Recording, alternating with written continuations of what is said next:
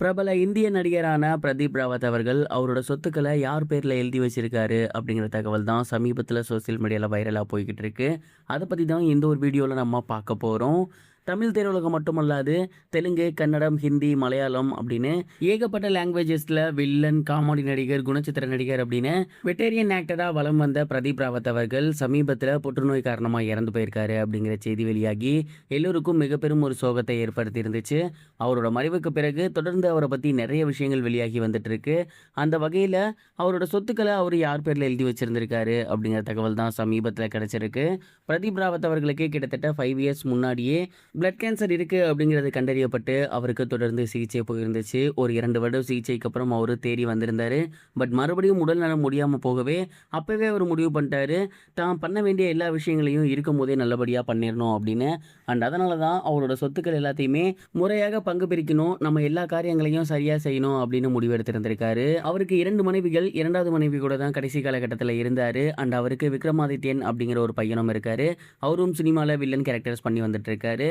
So அவர் முடிவெடுத்தது என்னென்னா, கிட்டத்தட்ட 3 பங்காக இந்த சொத்தை வந்து பிரிக்கணும்.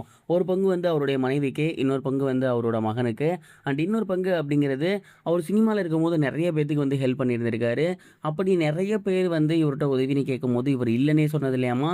ஸோ இதுக்கப்புறம் யாராவது வந்தாங்கன்னா அவங்களுக்கு நீங்கள் ஏதாவது பண்ணுங்கள், இந்த இண்டஸ்ட்ரிக்கு ஏதாவது நீங்கள் பண்ணுங்கள் அப்படின்னு சொல்லி அதுக்கும் ஒரு பங்கு சேர்த்து தான் எழுதி வச்சுருந்துருக்காரு. ஸோ அவருடைய சொத்துக்கள் எப்படி பார்த்தாலும் கிட்டத்தட்ட 50லேருந்து 60 கோடி இருக்குமாமா. அதை 3 பங்காக பிரிச்சிருக்காங்க அப்படின்னா 20 கோடி அப்படிங்கிற வீதம் கூட அவங்க 3 பங்காக போட்டிருந்திருக்கலாம். இது மட்டும் இல்லாமல் அவருடைய வீடுகள், அவருடைய சொத்துக்கள், அவருடைய கார் அப்படின்னு இது எல்லாத்தையுமே அவர் சரிசமமாக தான் பிரித்து வச்சுருந்துருக்காரு. அதுக்கப்புறம் தான் அவர் வந்து தங்களை விட்டு போயிருக்காரு அப்படிங்கிற மாதிரி அவங்களோட ஃபேமிலி மெம்பர்ஸ் சொல்லியிருக்காங்களாமா. இந்த ஒரு விஷயம் தான் இப்போ சோசியல் மீடியாவில் வைரலாக போய்கிட்டு இருக்கு. இது ஒரு புறம் இருக்க, ஆக்ட்ரஸ் ஜோதிகா தாங்கள் ஏன் மும்பையில் செட்டில் ஆனோம் அப்படிங்கிறது குறித்து சமீபத்தில் ஒரு பேட்டியில் குறிப்பிட்டிருந்தாங்க. குறிப்பாக அவங்க என்ன சொல்லியிருந்தாங்க அப்படின்னா, ஃபர்ஸ்ட் திங் என்னோட அப்பா அம்மா அங்கே தனியாக இருந்தாங்க, அவங்கள பார்த்துக்கணும் அப்படிங்கிறதுக்காக தான் நான் மும்பை போக முடிவெடுத்திருந்தேன். அண்ட் 2வது, மும்பையில் நான் ரொம்ப ரொம்ப கம்ஃபர்டபுளாக இருப்பேன்.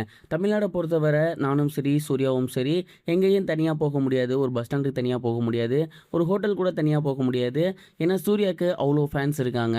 பட் இதே மும்பை பக்கம் போனோம் அப்படின்னா நாங்கள் தனியாக சாப்பிட போகலாம், தனியாக ரோட்டில் நடந்து போகலாம், எங்களுக்கு விஐபி உணர்வை வந்து யாருமே கொடுக்க மாட்டாங்க.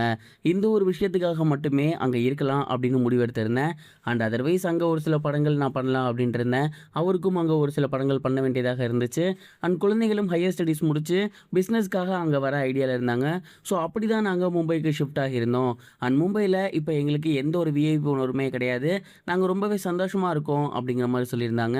இந்த ஒரு பதில் எல்லோருக்குமே மிகப்பெரிய ஒரு அதிர்ச்சியை ஏற்படுத்தியிருக்கு. இது வரைக்கும் கனெக்டிங் டிவிக்கு சப்ஸ்கிரைப் பண்ணனா மறக்காமல் சப்ஸ்கிரைப் பண்ணிக்கங்க. உடனடி அப்டேட்ஸ் பெறுவதற்கு நோட்டிஃபிகேஷன் பெல்லையும் கிளிக் பண்ணிக்கங்க.